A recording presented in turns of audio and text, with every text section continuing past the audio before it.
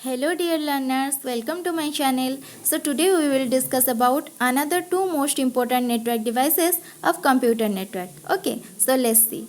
Those two devices are switch and gateway.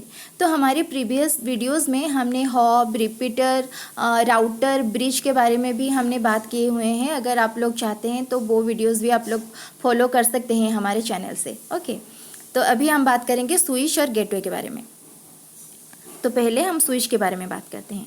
तो switch क्या होता है ना, स्विच जनरली एक डाटा लिंक लेयर की डिवाइस होता है और इसको हम एक मल्टी पोर्ट ब्रिज भी कह देते हैं. मान लीजिए कि अगर एक ब्रिज के साथ हम मल्टीपल पोर्ट्स को ऐड कर दें ना, तो वो एक स्विच की तरह बिहेव करना लगता है.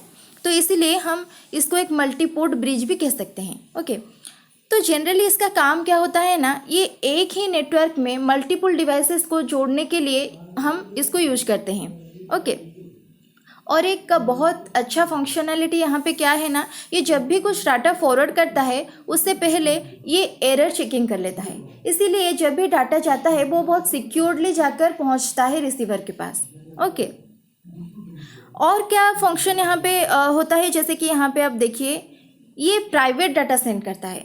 अगर ए डी को कुछ सेंड करना चाहता है ना, तो क्या होगा, बी और सी के पास कुछ एक्स्ट्रा डाटा नहीं जाएगा, डायरेक्टली वो डी के पास ही जाएगा. तो यहाँ पे प्राइवेटली डाटा सेंड होता है, इसलिए डाटा वेस्टिंग ज़्यादा नहीं होता है. ओके, तो ये भी एक बहुत अच्छा फंक्शनैलिटी होता है. और यहाँ पे फिल्टरिंग का कॉन्सेप्ट यूज हो जाता है. जैसे कि अगर ए डी को कुछ सेंड करना चाहता है तो पहले वो रिक्वेस्ट करेगा स्विच को. रिक्वेस्टिंग के टाइम वो अपने खुद का मैक एड्रेस के साथ डी का मैक एड्रेस को भी सेंड करेगा. ओके, तो उसके बाद स्विच चेक करेगा कि ये जो मैक एड्रेस रिसीवर का आया है क्या वो यहाँ पे मतलब अवेलेबल है या फिर नहीं. जब इसको पता चलेगा कि हाँ यहाँ पे डी अवेलेबल है, तो वो पैकेट वो डी के पास फॉरवर्ड कर देगा. इसको हम फिल्टरिंग कैपेसिटी कहते हैं, इसीलिए क्योंकि ये मतलब पहचान सकता है कि जो आया है, जो एड्रेस आया है वो यहाँ पे अवेलेबल है या फिर नहीं. ओके, ये इंटेलिजेंटली काम करता है through MAC address. MAC address इसलिए ये यूज करता है क्योंकि ये एक डाटा लिंक लेयर का डिवाइस होता है, तो यहाँ पे ये मीडिया एक्सेस कंट्रोल एड्रेस का यूज कर सकता है. ओके, और ये इंटेलिजेंट होता है और थोड़ा एक्सपेंसिव भी होता है. इंटेलिजेंट इसलिए होता है जैसे कि हमने देखा ये फिल्टरिंग कैपेसिटी रखती है और मतलब सेम नेटवर्क में बहुत सारे डिवाइसेस को कनेक्ट कर सकता है. और सबसे बड़ा पॉइंट ये है कि ये एरर चेक कर सकता है, इसीलिए ये बहुत ही ज़्यादा इंटेलिजेंट है. और ये इंटेलिजेंट है इसी वजह से ही थोड़ा एक्सपेंसिव भी होता है. Okay, यूनिकास्टिंग and full duplex. यूनिकास्टिंग का मतलब क्या होता है, जब मतलब यूनिकास्टिंग का मतलब होता है कि 1 to 1. जैसे कि हमने हॉब में देखा था, क्या होता है ना, हॉब में वहाँ पे हॉब एक ही मतलब डाटा को बहुत सारे डिवाइसेस के पास सेंड कर देता था, तो वहाँ पे वो ब्रॉडकास्ट करता था. लेकिन यहाँ पे अगर ए डी को कुछ सेंड कर रहा है ना, तो 1 to 1 वहीं पे भी डेडिकेटेडली वो डाटा जाके पहुँचेगा. तो इसीलिए इसको यूनिकास्टिंग हम कह सकते हैं. फुल डुप्लेक्स का मतलब क्या होता है, अगर यहाँ पे देखिए, अगर बी सी को कुछ डाटा सेंड कर रहा है और उसी टाइम सी भी चाहता है कि वो भी बी के पास कुछ डाटा सेंड करे, तो ये पॉसिबल होता है. मतलब साइमल्टेनियसली बी सी को भी सेंड कर सकता है, सी भी डी को सेंड कर सकता है. इसी कैपेसिटी को हम फुल डुप्लेक्स कहते हैं. और यहाँ पे ट्रांसमिशन का मोड फुल डुप्लेक्स होता है. ओके, और एक पॉइंट यहाँ पे क्या होता है ना, अगर ए किसी वजह से फेल हो जाता है, किसी प्रॉब्लम के वजह से ए फेल हो जाता है, तो बी सी और डी में कुछ भी फर्क नहीं पड़ेगा, वो अपने खुद का काम कर सकते हैं. लेकिन अगर ये स्विच में कुछ खराब हो जाता है, अगर स्विच फेल हो जाता है, तो ये सारा नेटवर्क ही फेल हो जाएगा. ये इसका एक बहुत ही बड़ा डिसएडवांटेज हम कह सकते हैं. लेकिन नोड के केस में अगर हम देखें, एक दो नोड खराब होने से सारा नेटवर्क खराब नहीं होता, उसमें कुछ इफेक्ट नहीं पड़ता है. तो वो एक बहुत ही अच्छा एडवांटेज भी हो जाता है यहाँ पे. Okay, so this is all about switch. अभी हम बात करते हैं गेटवे के बारे में. तो गेटवे क्या होता है, जैसे कि ये अपने खुद के नाम को ही मतलब जस्टिफाई करता है.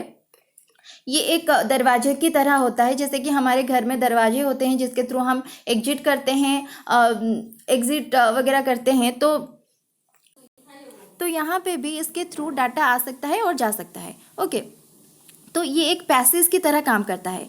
जैसे कि यहाँ पे देखिए, passage to connect to different networks. दो डिफरेंट नेटवर्क को एक पैसेज के थ्रू अगर हम कनेक्ट करें, उसी पैसेज को हम गेटवे कहते हैं। ओके, और ये क्या काम करता है? ये डाटा फ्लोज को मैनेज करता है। जैसे कि डाटा अगर इनफ्लो हो रहा है और आउटफ्लो हो रहा है, उसी टाइम पे उसको मैनेज कौन करता है ना? गेटवे करता है। ओके, इसको हम एक प्रोटोकॉल कन्वर्टर भी कह सकते हैं। जैसे कि प्रोटोकॉल कन्वर्टर का मतलब ये होता है कि अगर दो डिफरेंट टाइप के प्रोटोकॉल नेटवर्क को कनेक्ट करने की कैपेबिलिटी ये रखती है, इसीलिए हम इसको एक प्रोटोकॉल कन्वर्टर भी कह सकते हैं। ओके, और एक मेन पॉइंट यहाँ पे ये है कि जैसे कि हमको पता है OSI मॉडल में 7 लेयर्स होते हैं, और हमने डिफरेंट डिवाइसेस के बारे में मतलब अभी डिस्कस किया हुआ है। सारे डिवाइसेस डिफरेंट लेयर में काम करते हैं, लेकिन ये गेटवे क्या करता है ना? सारे 7 लेयर्स में ही ये ऑपरेट कर सकता है, जो कि एक बहुत ही अच्छा पॉइंट होता है यहाँ पे। और जनरली हम इसको यूज करते हैं इंटरनेट को एक्सेस करने के लिए। जैसे कि ये डायग्राम पे देखिए, अगर होस्ट ए यहाँ पे कुछ डाटा मतलब रिक्वायर्ड करता है, तो वो गेटवे को रिक्वेस्ट भेजेगा। तो रिक्वेस्ट जाने के बाद गेटवे क्या करेगा ना? चेक करेगा ये लैन में कहाँ पे ये डाटा अवेलेबल है या फिर नहीं। जब उसको पता चलेगा कि ये लैन में ये डाटा अवेलेबल नहीं है, तो वो क्या करेगा ना? नेटवर्क से वो डाटा लाकर होस्ट ए को प्रोवाइड करेगा।